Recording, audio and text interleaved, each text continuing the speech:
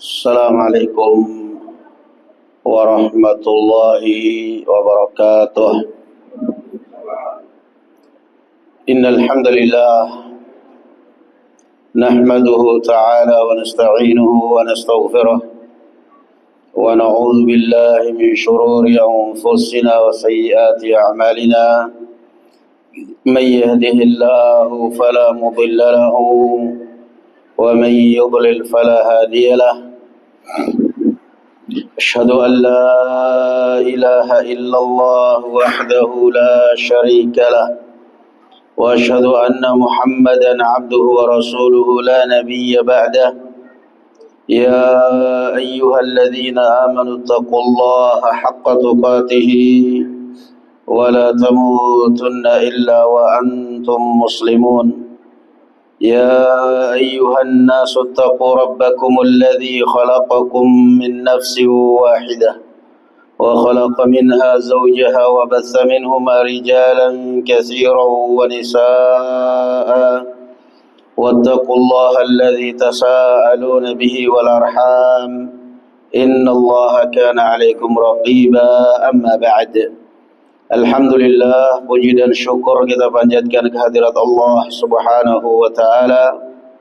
Salawat serta salam semoga tetap dilimpahkan kepada Nabi kita Muhammad sallallahu alaihi wa ala alihi wasallam, pada keluarga beliau dan para sahabatnya serta para pengikutnya ila yaumiddin. Kita masih dalam tafsir surat atau lanjutan tafsir surat An-Nazi'at. Surat An-Nazi'at yang artinya adalah malaikat pencabut nyawa, dan juga beberapa sifat-sifat malaikat yang lainnya. Sekarang kita masuk kepada ayat yang ke-15, yaitu ayat hal ataka hadithu Musa. Hal ataka, bukankah telah datang kepada engkau wahai Muhammad sallallahu alaihi wasallam cerita tentang Nabi Musa alaihi salatu wasalam. Idh nadahu rabbuhu bil wadil muqaddas tuwa, tatkala dipanggil oleh Rabbnya di lembah yang al-muqaddas, yang disucikan, yang bernama Bukit Tua, al-muqaddas Tua. Muqaddas adalah sifatnya, Tua adalah ismul wadi, yakni nama wadi atau nama lembah atau gunungnya. Lalu apa wahyunya? Idhhab ila fir'auna innahu tagha. Pergilah engkau wahai Musa temui Fir'aun, karena dia telah melampaui batas dalam kekufuran. Faqul hal laka ila an tazakka.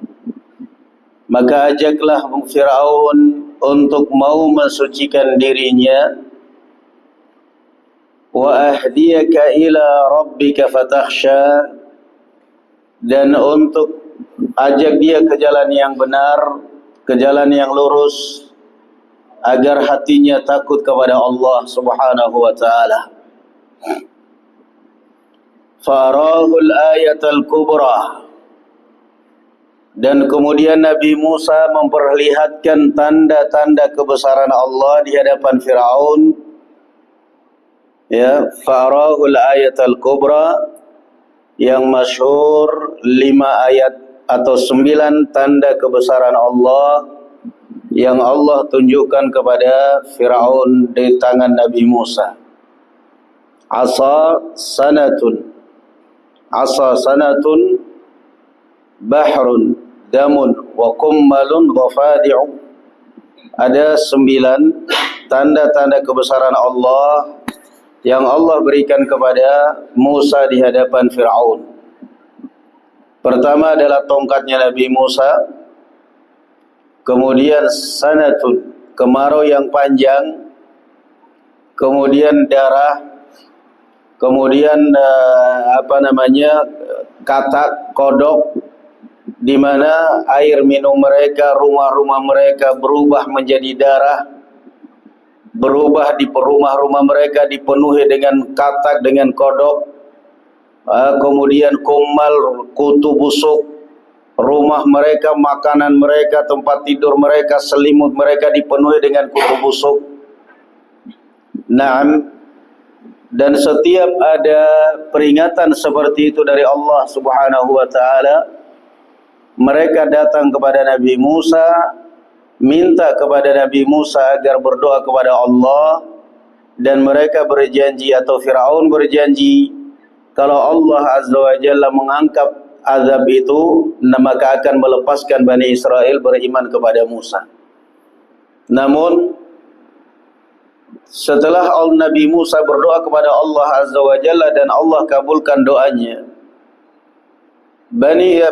Firaun dan bala tentaranya dan kaumnya kembali kepada kekufuran dan kesyirikan kepada mereka seperti dahulu, yang pada akhirnya berakhir dengan azab. Wa arahul ayatal kubra fakadzdzaba wa 'asa. Lalu kemudian Firaun mendustakan Musa dan bermaksiat kepada Allah, ingkar kepada Allah. Summa adbara yas'ah. Bahkan dia berpaling dari iman dan dia pergi dan berbuat kerusakan di muka bumi. Fahasyara fanada. Lalu dia mengumpulkan tukang-tukang sihir dan mengumpulkan bala tentaranya. Fahasyara, dikumpulkan. Fanada, lalu dia mengumumkan, faqala ana rabbukumul a'la. Lalu dia mengatakan, saya adalah Rabb kalian yang paling tinggi, yang maha tinggi. Fa'akhadahu Allahu nakala al-akhirati wal-ula.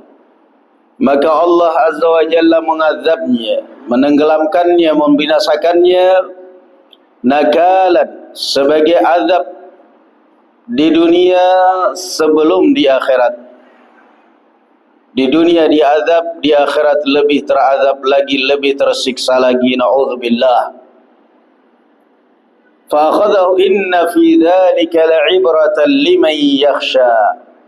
Sesungguhnya pada yang demikian ini adalah pelajaran bagi orang-orang yang takut kepada Allah Subhanahu wa ta'ala. Jadi ayat ini, ayat pertama, Allah Azza wa Jalla bercerita tentang malaikat pencabut nyawa. Wan nazi'ati gharqah, wan nashitati nashta. Kemudian ayat yang berikutnya, was-sabihati sabha, masih juga bercerita tentang sifat malaikat, bahwa di antara malaikat Allah Azza wa Jalla ada yang kerjaannya as-sabihati sabha. Ada dua penafsiran, yakni yang bertasbih kepada Allah siang dan malam, atau yang terus berjalan di muka bumi, terus berjalan bolak-balik antara langit dan bumi. Was-sabihati sabha, fas-sabiqati sabqa. Ada lagi malaikat yang kerjanya barakallahu fikum sabiqat, selalu mendahului malaikat-malaikat yang lain dalam kebaikan, dalam menyampaikan kebaikan. Fas-sabiqati sabqa, falmudabbirati amra. Kemudian Allah Azza wa Jalla juga menjelaskan di antara sifat malaikat ada yang mengatur segala urusan. Setelah itu falmudabbirati amra, baru Allah berbicara tentang hari kiamat. Yauma tarjufur rajifah. Baru kemudian setelah Allah berbicara tentang malaikat, tentang hari kiamat, Allah kemudian pindah berbicara tentang contoh, memberi contoh. Anda yang tidak percaya dengan adanya malaikat, Anda yang meragukan atau yang tidak percaya dengan malaikat-malaikat Allah Azza wa Jalla, Anda yang tidak percaya dengan hari kiamat, Allah Azza wa Jalla memberikan contoh. Kamu baca itu sejarahnya Firaun. Anda kan tidak percaya dengan malaikat. Kalau seandainya tidak ada ikut campur malaikat di dalam kekuatan Nabi Musa alaihi salatu wassalam, mana mungkin dia bisa menghadapi kekuatan Fir'aun yang satu negeri dikuasai oleh dia.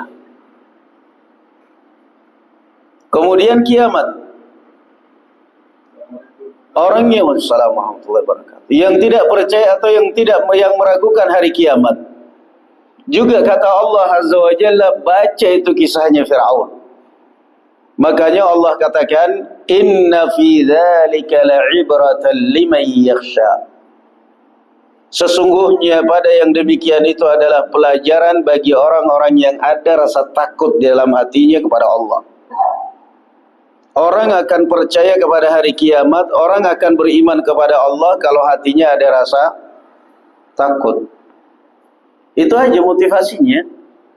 Tapi kalau hatinya yang ada adalah kesombongan, keangkuhan seperti Fir'aun, diajak oleh Allah Azza wa Jalla, didakwai oleh Allah Azza wa Jalla lewat Nabi Musa, begitu indah, idhhab ila fir'auna innahu tagha faqul hal laka ila an tazakka wa ahdiyaka ila rabbika fatakhsha farahu al-ayata al-kubra fakadzdzaba wa 'asa thumma adbara yas'a fahashara fanada faqala ana rabbukumul a'la.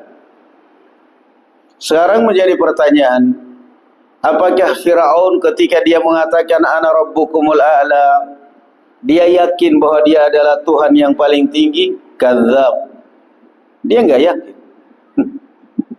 Fir'aun ketika dia mengaku ana rabbukumul a'la, saya adalah Tuhan kalian yang paling tinggi. Pengakuan Fir'aun, apakah ini benar-benar keluar dari dalam lubuk hati bahwa dia memang sebagai Tuhan, atau karena faktor kesombongan dan keangkuhan? Jawabannya yang kedua. Dia yakin Tuhannya Nabi Musa ada. Dia perintahkan Haman, ya Haman ibn li sarhan la'alli ablughul asbab as-samawati fa'attali'a ila ilahi Musa. Wahai Haman, perdana menterinya, bangunkan untuk ukur bangunan yang paling tinggi sampai ke langit. Saya ingin terbang, saya ingin ke langit, ingin melihat Tuhannya Nabi Musa. Makanya kalau ada MA atau lulusan apa saja, lulusan Kairo, lulusan Mesir, mengatakan Allah ada di mana-mana, jawabannya Fir'aun lebih alim daripada Anda. Fir'aun yakin Allah ada di langit. Bahkan dia perintahkan Haman, bangunkan bangunan yang paling tinggi sampai ke langit. Mau ngapain wahai Fir'aun? Saya ingin ke langit, ingin melihat Tuhannya Musa. Dia yakin itu. Di ayat yang lain Allah Azza wa Jalla katakan, wajahadu biha wastaiqanatha anfusuhum zulman wa 'uluwan. Dan kata Allah Azza wa Jalla, Fir'aun menentang keberadaan Allah, wastaiqanatha, padahal dari sisi lain dia yakin dengan keberadaan Allah. Namun kenapa dia menentang sampai dia mengatakan, mengaku dirinya sebagai Tuhan? Zulman wa 'uluwa. Pertama karena faktor kezaliman dia, dosa-dosa dia, sehingga untuk merendah hati itu susah. Yang kedua karena dia merasa lebih tinggi kedudukannya daripada Musa. Dia raja sementara Nabi Musa anak peliharaannya zaman waktu masih kecil. Jadi ketika Fir'aun mengatakan ana rabbukumul a'la, apakah benar-benar Fir'aun meyakini dia sebagai Tuhan? Musa tidak ada Tuhannya? Tidak ada. Tidak ada keyakinan seperti itu. Dia yakin Tuhan itu ada. Dia yakin Allah sesembahan yang benar itu yang disembah oleh Nabi Musa, yang didakwakan oleh Nabi Musa. Tapi kenapa dia melawan mengatakan ana rabbukumul a'la? Karena kesombongan dan keangkuhan dia. Itulah manusia. Tidak ada manusia, boleh dikata tidak ada manusia yang hancur karena orang lain. semua manusia hancur karena ulah sendiri. Tidak ada manusia gara-gara fulan, gara-gara ini, gara-gara istri, gara-gara suami, gara-gara orang tua, gara-gara anak, gara-gara, semuanya adalah kembali kepada dirimu sendiri. Kata Allah Azza wa Jalla dalam Al-Quranul Karim, "Wa ma asabakum min musibatin fabima kasabat aydikum wa ya'fu an katsir." Kata Allah Azza wa Jalla, setiap musibah yang kamu alami. Coba itu kalau kita camkan ayat itu, kita gak akan pernah menuntut dan menyalahkan orang, selalu salahkan dirimu sendiri. Wa ma asabakum, apapun musibah yang kamu alami, kamu sedih, kamu galau, kamu direndahkan, kamu dihinakan, kamu dan kamu, musibah apapun yang kamu alami, semuanya kata Allah Azza wa Jalla, fabima kasabat aydikum. Kata Allah, itu adalah akibat daripada sebagian ulah kalian. Wa ya'fu an katsir. Kata Allah, kalau Allah mau menimpakan semua perbuatanmu kepada kamu, kamu gak sanggup. Itu Allah memberikan kepada kamu sebagian daripada kesombongan kamu, Allah memaafkan yang banyak. Kalau seandainya setiap dosa-dosa kamu Allah akan berikan musibahnya, kamu gak sanggup. Makanya Allah Azza wa Jalla katakan, fabima, itu sebagian kecil.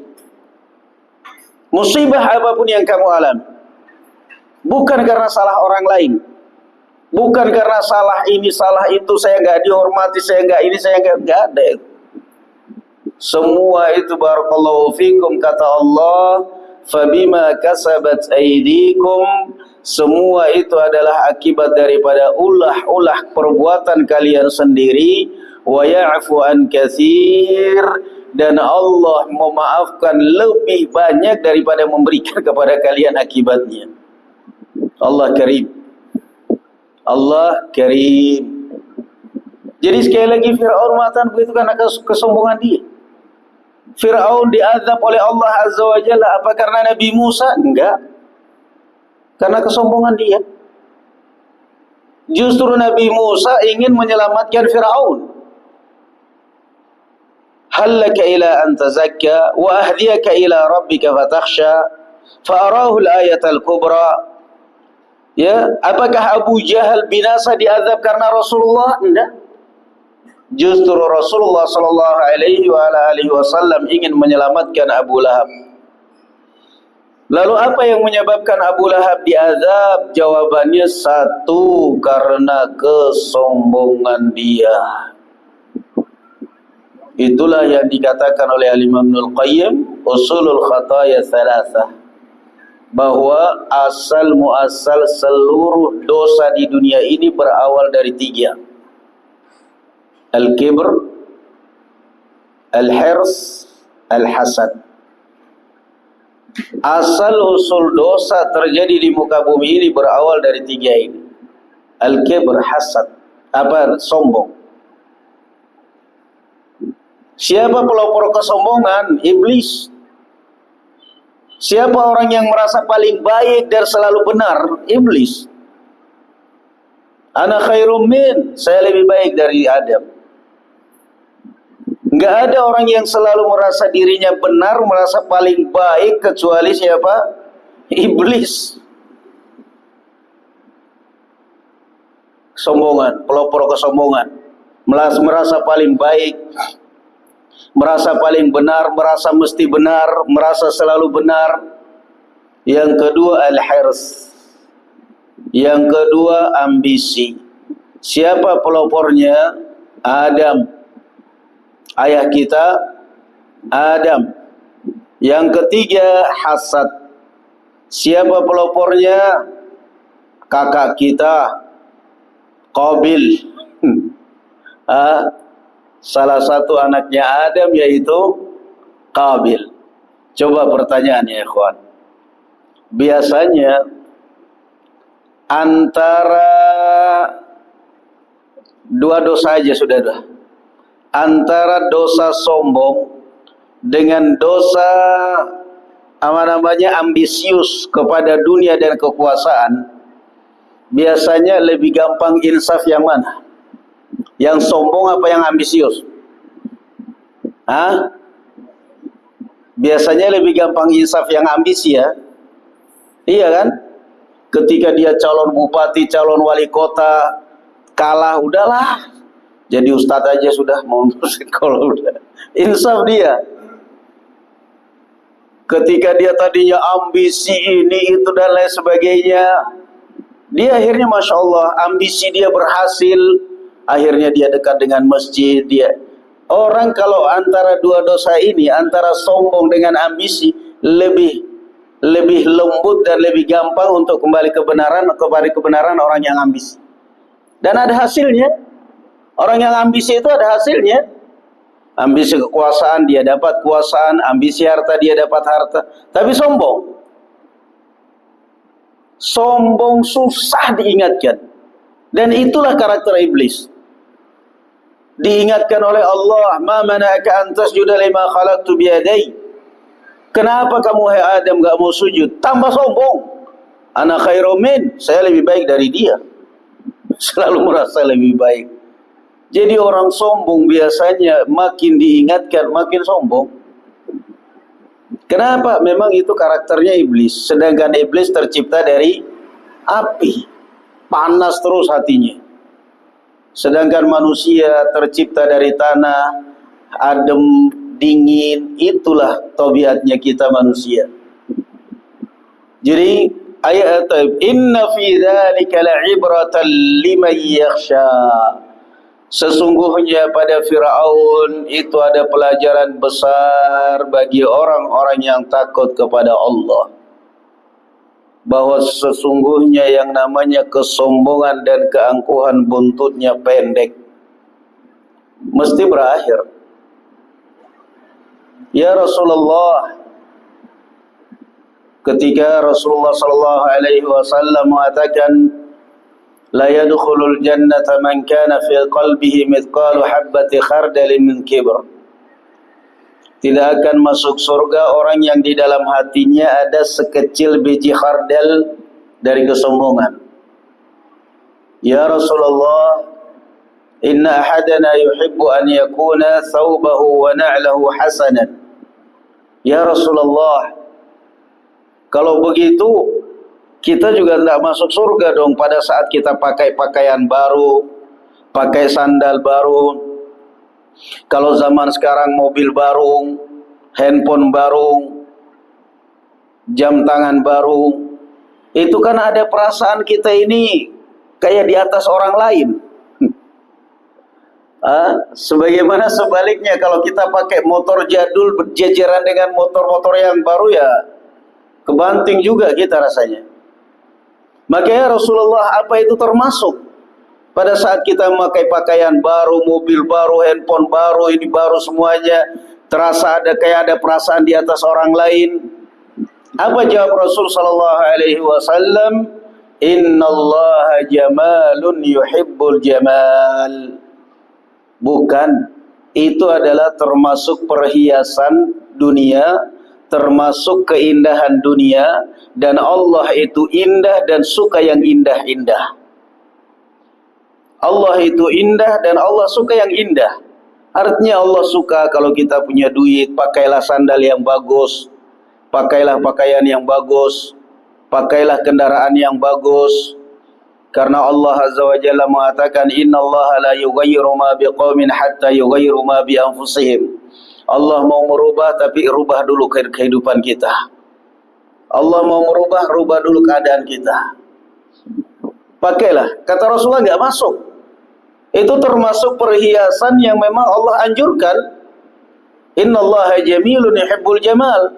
Anda punya pakaian yang bagus, punya kendaraan yang bagus, punya uang untuk beli kendaraan yang bagus, beli. Punya uang ditabung dulu di bank, pakainya motor motor 2 tak yang kalau jalan kayak semprot nyamuk katanya. Punya duit beli. Kenapa? Innallaha jamil yuhibbul jamal. Lalu apa kata Rasulullah? Al-kibru batarul haqqi wa ghamtun nas. Sombong yang sebenarnya yang menghalangi orang dari surga dan menghantarkan orang ke neraka jahanam adalah ketika orang itu memiliki dua kriteria ini, yaitu batarul haqqi wa ghamtun nas, menolak kebenaran dan suka merendahkan orang. Suka mencibir orang, suka merendahkan orang, merasa dia di atas orang lain, merendahkan orang lain. Naam, kalau diingatkan selalu menolak, bukan karena kebenaran yang dia tidak fahami, dia tahu itu benar, tapi siapa lo? Itu masalahnya. Fir'aun bukan tidak tahu kebenaran yang dibawa oleh Nabi Musa. Tahu kebenaran yang dibawa oleh Nabi Musa. Tetapi bahasanya kita, siapa lo? Wahai Musa, siapa kamu ini? Amana khairun min hadzal ladzi huwa mahinun wa la yakadu yubin. Wahai masyarakat Mesir, coba lihat ini anak kecil ini, si Musa ini. Dulu waktu ingusan di istana saya, sekarang sok-sokan mau guruin saya. Siapa yang lebih baik, saya apa Musa? Lesannya aja pelo seperti ini. Tahu dia. Jadi itulah yang dinamakan kesombongan. Dia menolak kebenaran bukan karena kebenaran itu tidak masuk di akal dia, bukan karena kebenaran bukan karena kebenaran yang disampaikan itu enggak benar. Dia tahu kalau itu benar, tetapi di dalam hati, siapa lu? Kayak enggak kenal lu aja. Itu yang berat. Itulah yang dinamakan kesombongan. Batarul haqqi wa ghamtun nas, menolak kebenaran. Batar, menolak. Ghamtun nas, karena merendahkan orang yang menyampaikannya. Nah, padahal kalau kita belajar dari Abu Hurairah dalam tafsir ayat kursi, ketika diperintah oleh Rasulullah menjaga kunci gudang zakat, kemudian malam pertama setan datang mencuri, ditangkap. Malam kedua setan datang mencuri, ditangkap. Malam ketiga ditangkap lagi. Kata syaitan, lepaskan saya.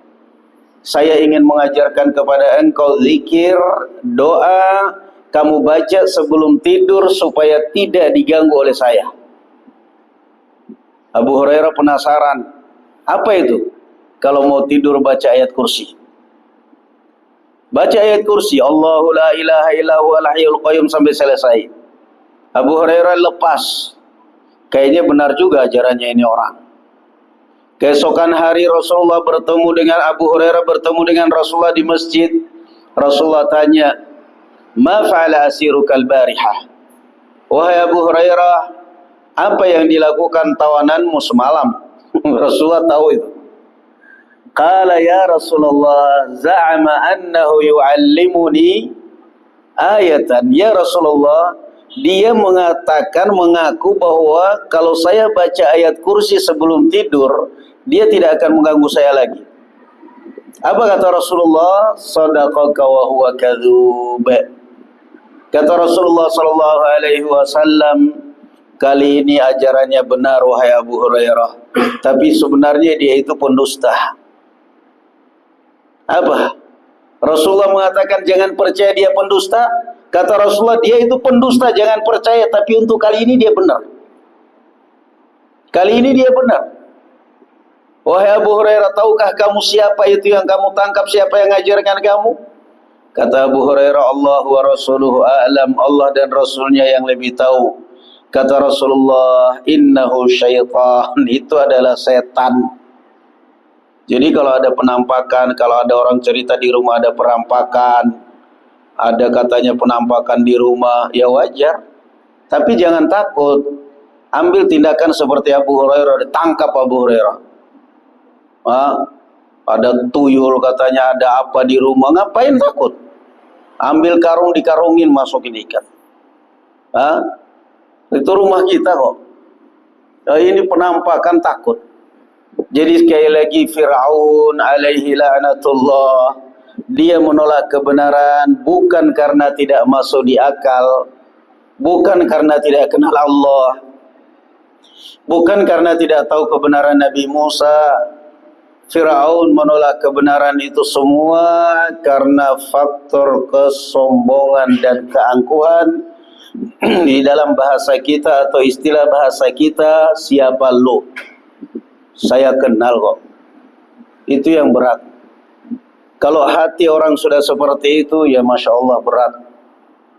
Bagaimana dia bisa mendapatkan ilmu? Gak bakal. Dia gak bakal bisa belajar. Karena dia merasa di atas orang lain. Na'udzubillah.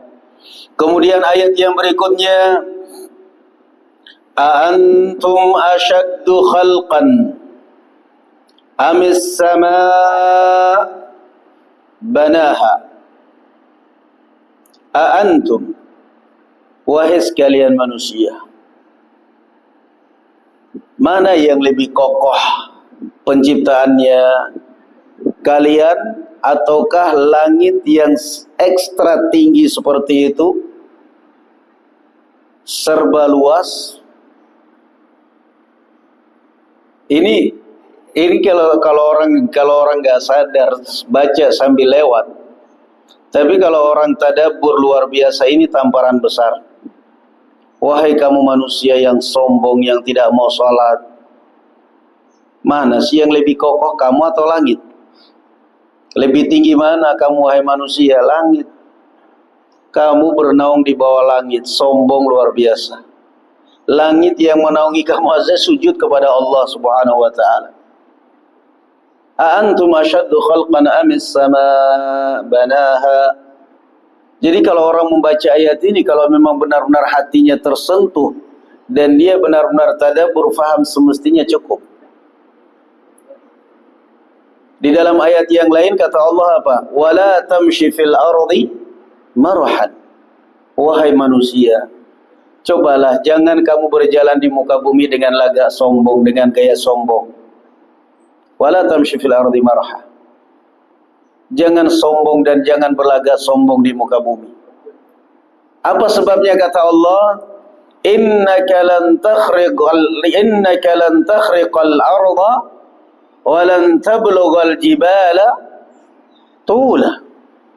Kata Allah Azza wa Jalla, wahai manusia, sesombong apapun kamu wahai manusia, kamu tidak bakal bisa menembus bumi. Tidak bakal kamu bisa menggoncangkan bumi dengan kesombongan kamu. Kamu gak bakal bisa melipat, bisa menembus bumi. Walan tablughal jibala tula. Dan juga setinggi apapun kesombongan kamu wahai manusia, kamu tidak bakal setinggi gunung. Tetap aja kepalamu kebentur gunung, mati. Kullu dzalika kana sayyi'uhu 'inda rabbika makruha. Allah membandingkan, A'antum asyaddu khalqan amis sama' banaha.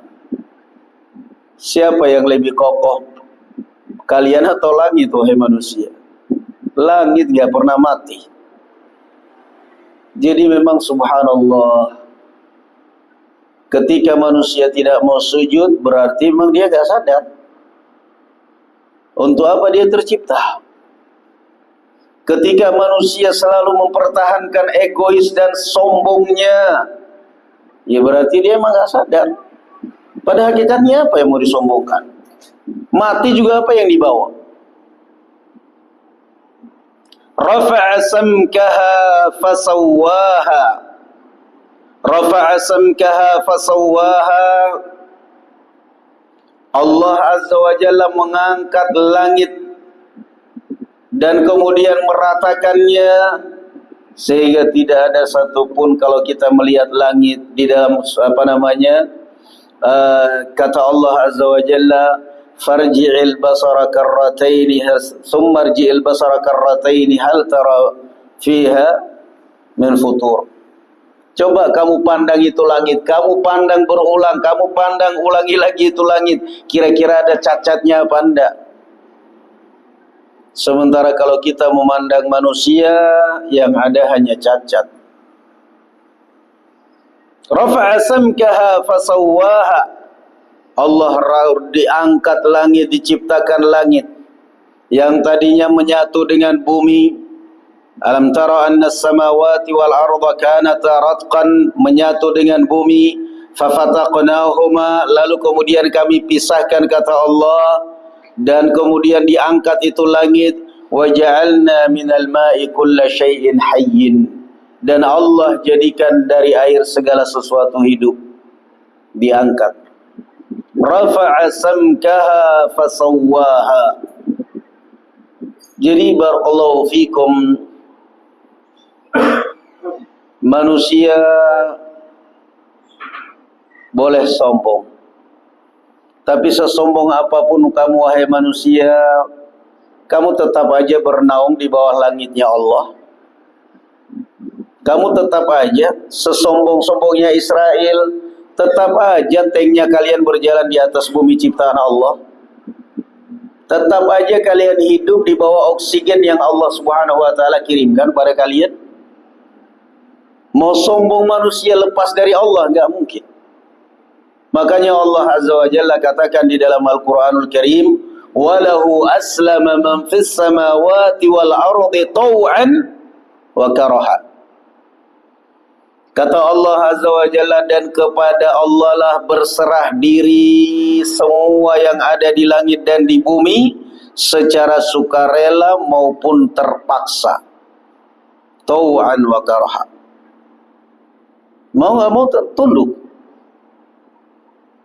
Kepada Allah semuanya berserah diri, semuanya. Tau'an wa karaha. Ada yang secara sukarela. Siapa itu? Orang Islam. Dia mau tunduk kepada Allah Azza wa Jalla sukarela. Salat, sujud, puasa, baca Al-Quran. Wa karahan. Terpaksa siapa? Orang kafir. Ada orang kafir yang mau sakit, dia enggak mau sakit, tapi kata Allah Azza wa Jalla sakit-sakit. Ada orang kafir yang mau mati, enggak ada, tapi kata Allah Azza wa Jalla mati-mati, umurmu paling 60 tahun, 80 tahun, mati-mati. Tau'an wa karaha. Mau enggak mau tunduk. Walahu aslama man fis samawati wal ardi tau'an wa karaha. Rafa'a samkaha fasawwaha wa aghtasha laylaha wa akhraja duhaha. Lalu kemudian Allah Azza wa Jalla aghtasha laylaha, Allah Azza wa Jalla menjadikan malamnya gelap gulita dan menjadikan siangnya terang benderang. Aghtasha laylaha wa akhraja duhaha. Ini barakallahu fikum pentingnya belajar bahasa Arab. Karena lain kan situasi hati pada saat kita membaca, dalam keadaan kita faham dengan tidak faham, jelas situasi hati itu akan berbeda. Kita membaca tulisan atau mendengarkan siaran berbahasa Inggris. Kenapa tetap nonton padahal nggak faham itu artinya? Kenapa? Bola soalnya. Dengarin supporternya bahasa Inggris, kita nggak tahu artinya apa ini.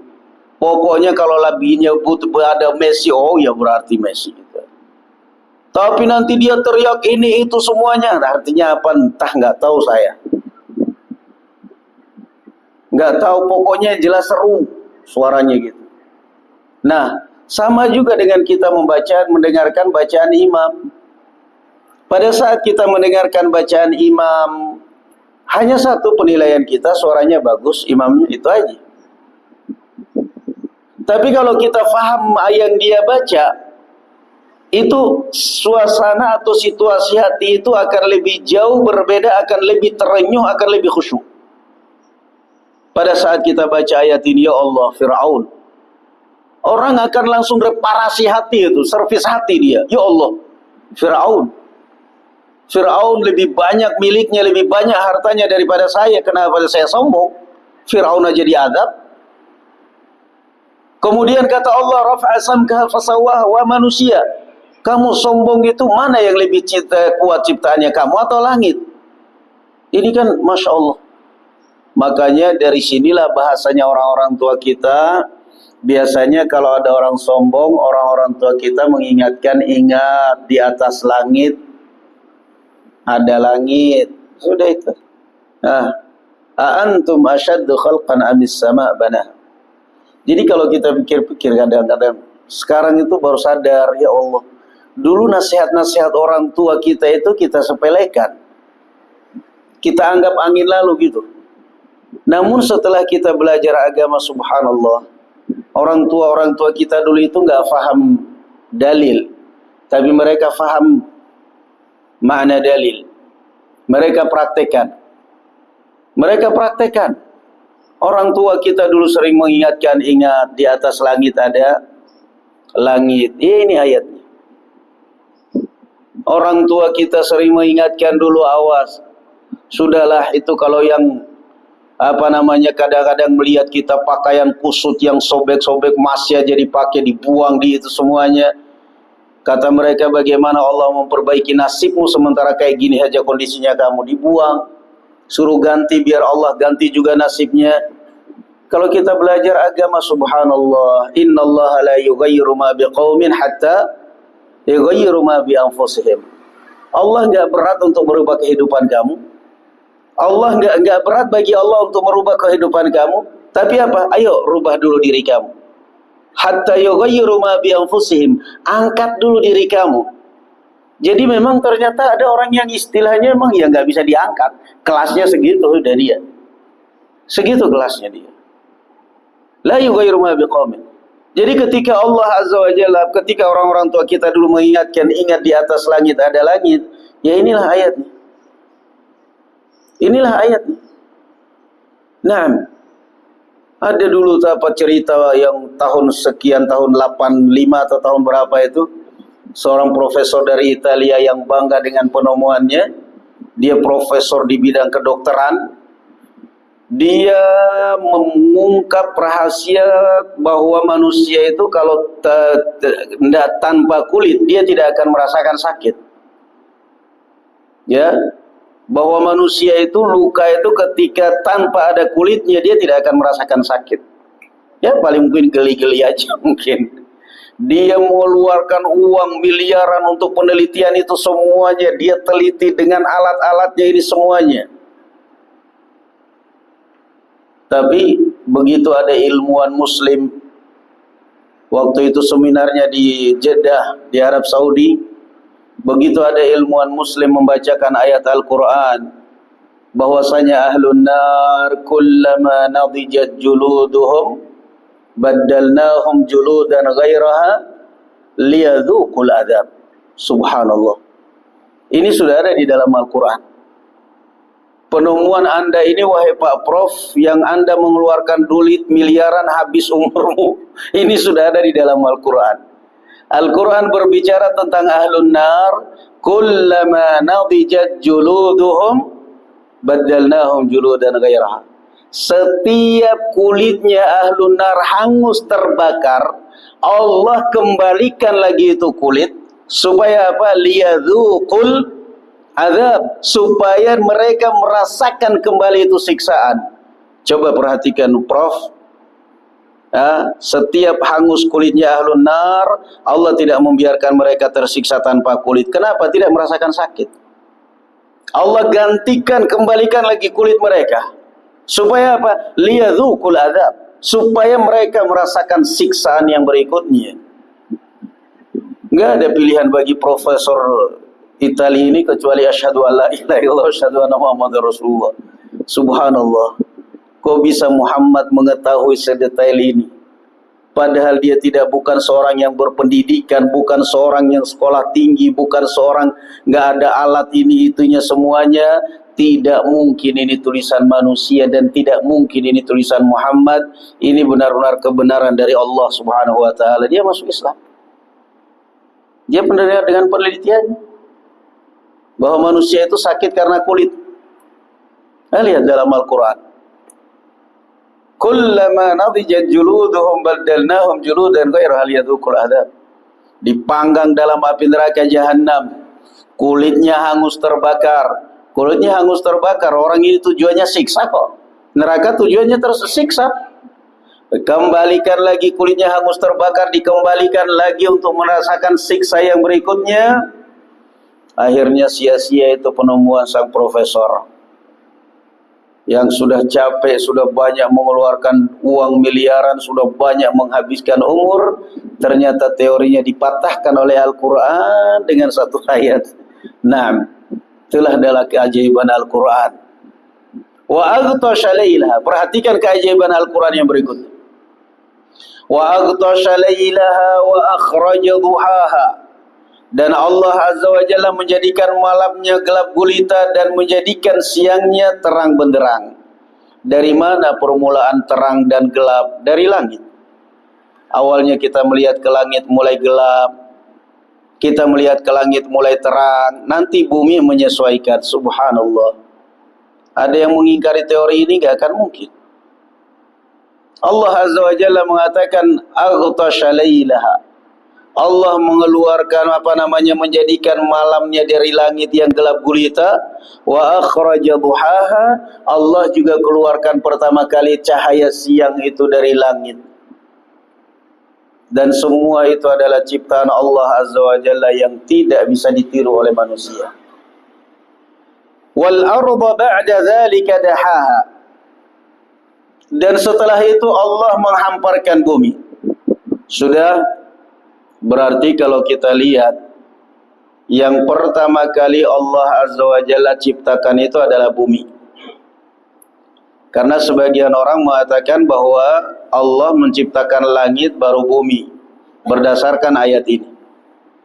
Tetapi ini adalah pemahaman yang keliru, dan ini juga diluruskan oleh Imam Ibnu Katsir dalam tafsirnya.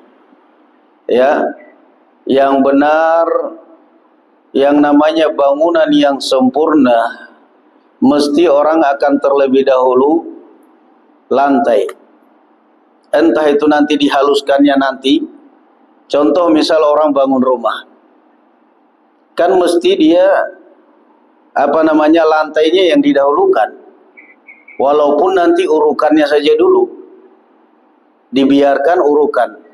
Gak mungkin atap belum ada, lepahan belum ada langsung di keramik. Kenapa? Bakal kegores semua dan rusak semua. Nanti setelah itu pasang atap, melepah, kena semen, kena ini, capek. Orang bangun rumah pertama kali bangun lantainya, setelah tiang-tiang lantai, baru kemudian ke atap. Atapnya dibangun semuanya, atap selesai, lepah selesai, baru keramik, aman. Subhanallah, arsiteknya Allah Azza wa Jalla yang kalian tiru. Allah menciptakan pertama kali bumi. Langit nempel dengan bumi. Lalu kemudian Allah Azza wa Jalla rafa'a samkaha fasawwaha. Allah mengangkat langit, memisahkannya dengan bumi. Sementara bumi dalam keadaan terhampar kosong, tidak ada sumber kehidupan sama sekali. Bumi saat itu belum ada tumbuhan, belum ada hewan, belum ada kehidupan apapun, gak ada, kosong. Allah Subhanahu wa taala mengangkat langit, menciptakan langit dengan sempurna. Setelah semuanya penciptaan langit sempurna selesai, baru kemudian wal arda ba'da dzalika dahaha. Baru kemudian Allah Azza wa Jalla kembali melirik kepada penciptaan bumi, tapi bukan buminya yang diciptakan, melainkan sumber kehidupan di atas bumi. Apa itu makna dahaha? Akhraja minha ma'aha wa mar'aha. Allah setelah menciptakan langit dengan sempurna, kemudian kembali melirik kepada bumi yang tadinya masih kosong. Allah ciptakan di atas bumi air. Ma'aha, Allah keluarkan air. Wa mar'aha, Allah keluarkan tumbuh-tumbuhan. Subhanallah. Ini manusia belum ada. Manusia belum ada. Belum, masih jauh proses manusia. Ya. Kemudian wal jibala arsaha, dan gunung-gunung dipanjangkan dengan teguh. Itulah kandungan bumi. Jadi kalau kita belajar, kalau mau bikin kurikulum sekolah atau pesantren, kurikulum ilmu pengetahuan alam dari ayat Al-Quran, coba lihat. Kandungan bumi adalah air dan tanah. Masya Allah. Akhraja minha ma'aha wa mar'aha. Kandungan bumi adalah tanah dan air. Tanah dan air. Akhraja minha ma'aha wa mar'aha. Setiap ada hewan, setiap ada tumbuhan, mesti di situ ada airnya. Mesti ada air di situ. Itulah kandungannya. Lalu Allah Azza wa Jalla Maha tahu. Yang namanya tanah dicampur dengan air, tanah kandungannya air, nggak bakal kokoh. Nggak bakal kokoh. Lihat arsiteknya Allah. Maka Allah Azza wa Jalla menciptakan gunung supaya kokoh. Allahu Akbar. Makanya di mana saja tanah mesti ada airnya. Ya, di Yaman itu waktu kita di Yaman, orang kalau gali sumur sampai kedalaman 300 meter, 400 meter dapat juga air. Pakai mesin mobil, pakai alat berat itu. Saya tanya kepada tukang galinya, kamu satu hari dapat berapa meter ini, Bos? Satu hari kadang cuma 1 meter, 2 meter. Gunung dibelah sampai 3 bulan, 5 bulan duduk di situ alat tiap hari. Mau di atas gunung, dapat juga air jernih. Itukah kandungan bumi. Akhraja minha ma'aha wa mar'aha. Allah menumbuhkan kandungan bumi, air dan tumbuh-tumbuhan. Lalu Allah Azza wa Jalla kasih gunung. Kenapa? Yang namanya unsur tanah dan air tidak bakal kuat kalau dibiarkan begitu saja. Maka Allah Azza wa Jalla bikin gunung, Allah ciptakan gunung supaya lebih kokoh itu buminya. Nah, tuh contoh di Pekalongan. Pemerintah bikin bendungan sana, kenapa? Masalahnya sungai meluap bahaya, dibikinlah bendungan. Allah Maha Adil. Allah ciptakan gunung. Sehingga tercipta di dalam kandungan, di dalam pakar gunung itu adalah air. Terkandung. Allahu Akbar. Rabbana ma khalaqta hadza batila. Lalu kemudian kata Allah Azza wa Jalla, mata'al lakum wa li'an'amikum. Semua itu adalah untuk kesenangan kalian dan kesenangan hewan ternakmu.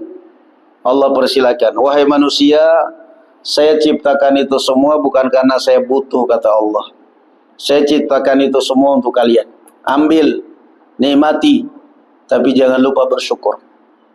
Mata'al lakum wa li'an'amikum. Sebagai kenikmatan kalian. Air kita nikmati, sayur-sayuran kita nikmati, dan juga hewan ternak mereka makan rumputan. Subhanallah. Jadi sekali lagi kalau kita ambil dari pelajaran dari ayat-ayat Al-Quran, pelajaran atau yang diistilahkan dengan ilmu sains, dengan alam, itu sudah sangat luar biasa, sangat indah, luar biasa. Kita bahas masalah planet yang dikatakan apanya, bumi, Merkurius, bumi, Venus, Mars, Jupiter, Saturnus, itu kan semua ada di dalam Al-Quran. Kandungannya semua sudah diterangkan oleh Allah Subhanahu wa Ta'ala di dalam Al-Quran. 7 lapis bumi, 7 lapis langit, dan dikatakan di dalam Al-Quran, ma farratna fil kitab min syai'. Tidak ada satupun yang luput dari Al-Quran itu. Mukjizat Al-Quranul Karim. Mukjizat Al-Quranul Karim. Yang namanya tes DNA sudah diabadikan di dalam Al-Quran. Yang namanya genetik itu mesti turun dan pengaruh ada di dalam Al-Quran.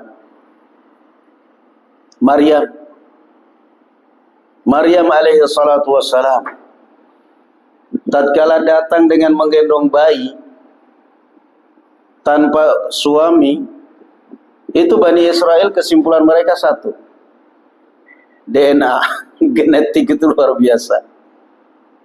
Ya ukhta Harun, ma kana abuki imra'a saw'in wa ma kanat ummuki baghiyah. Spontan Bani Israel, enggak ada pilihan lain. Wahai saudarinya Harun, Maryam, ma kana abuki imra'a saw'in. Dulu keturunan kamu genetiknya kamu, ayahnya kamu itu orang baik, bukan seorang yang mata keranjang. Wa ma kanat ummuki baghiyah, ibumu juga bukan seorang wanita murahan. Kenapa anaknya kok begini? Kenapa kok tiba-tiba kamu seperti ini wahai Maryam? Ibumu orang yang baik, wanita yang baik, ayahmu laki-laki yang baik, yang selalu menjaga komitmen, menjaga harga diri, menjaga kehormatan. Kenapa anaknya kok jadi begini wahai Maryam? Ini genetiknya kemana ini? Maryam gak bisa jawab. Maryam gak bisa jawab karena memang ya itu memang turunanmu. Kenapa turunanmu orang baik, bapak ibumu orang baik, kakekmu, nenekmu orang baik? Kenapa kamu lain sendiri perbuatannya begini? Maryam hanya menunjuk bayi. Tanya kepada sang bayi itu. Bayi pun berbicara, Inni Abdullah ataniyal kitab wa ja'alani nabiyya. Coba lihat. Dari mana Bani Israel menilai ini orang baik, ini orang ini, semuanya genetiknya, turunannya. Subhanallah. Jadi itulah mukjizat Al-Quran. Mata'al lakum wa li'an'amikum. Kita tambah satu ayat. فَإِذَا جَاءَتِ الطَّامَّةُ الْكُبْرَى يَوْمَ يَتَذَكَّرُ الْإِنسَانُ مَا سَعَى. Maka apabila malapetaka besar yaitu hari kiamat telah datang, maka pada hari itu manusia teringat akan apa saja yang telah dikerjakannya. La ilaha illallah. Manusia di dunia itu sering ingkar. Kapan manusia akan mengakui semua perbuatannya? Nanti kalau sudah kiamat. Ya. Bedanya antara orang yang beriman dengan orang munafik, orang kafir apa? Kalau orang beriman diperlihatkan catatan dosanya tapi dirahasiakan, tidak dipertontonkan di hadapan orang. Ya, yudnil mu'min, kata Rasul sallallahu alaihi wasallam, yudnal mu'min. Seorang mukmin akan didekatkan kepada Allah Azza wa Jalla, atau Allah akan mendekat kepada seorang hamba yang mukmin kelak di hari kiamat. Fayu'arrifuhu bidunubih, lalu dia memperkenalkan kepadanya akan dosa-dosanya. Ata'rifu dzamba kadza, kamu merasa pernah berbuat dosa ini? Qala na'am ya Rabb, iya. Diakui semua. Na'am. Sekarang coba kalau di dunia, kamu pernah berbuat, oh enggak ada, saya orang baik kok. Singkat aja, bohongnya cepat. Tapi di akhirat dia bisa. Ata'rifu dzamba kadza, kamu pernah berbuat dosa ini? Naam ya Rabb, iya saya akui. Ata'rifu dzamba kadza, kamu pernah berbuat dosa ini? Iya. Nih dosamu banyak. Diperlihatkan dosa-dosanya. Lalu setelah dihisab, diperhitungkan dosa-dosanya, kata Allah Azza wa Jalla, qad satartuha laka fid dunya wa ghafartuha alaika al-yawm. Masya Allah.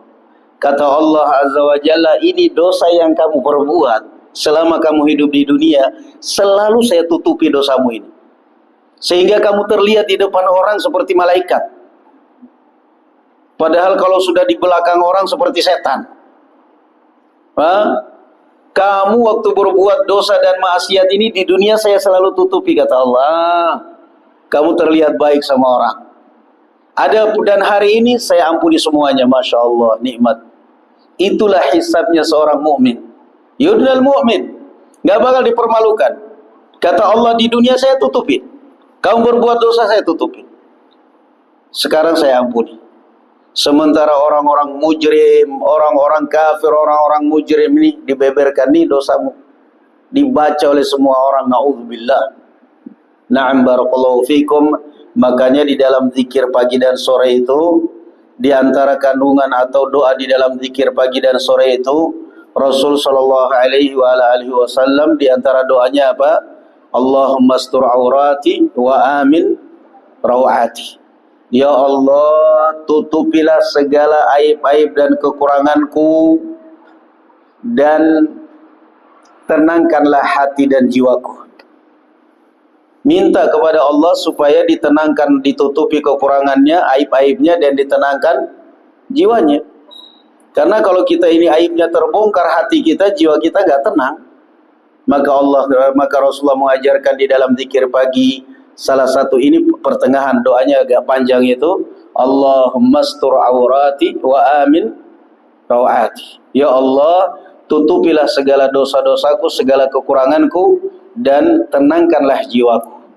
Ini barakallahu fikum, mudah-mudahan Allah Azza wa Jalla senantiasa menutupi aib kita semua, memberikan melimpahkan keberkahan kepada kita dan keluarga kita semua, melancarkan segala urusan kita dalam kebaikan, dan menjauhkan kita dari berbagai macam penyakit, bala dan musibah. Amin rabbal alamin. Wa barakallahu fikum. Alhamdulillah. Subhanakallahumma bihamdik, asyhadu an la ilaha illa anta, astaghfiruka wa atubu ilaik. Assalamualaikum warahmatullahi wabarakatuh.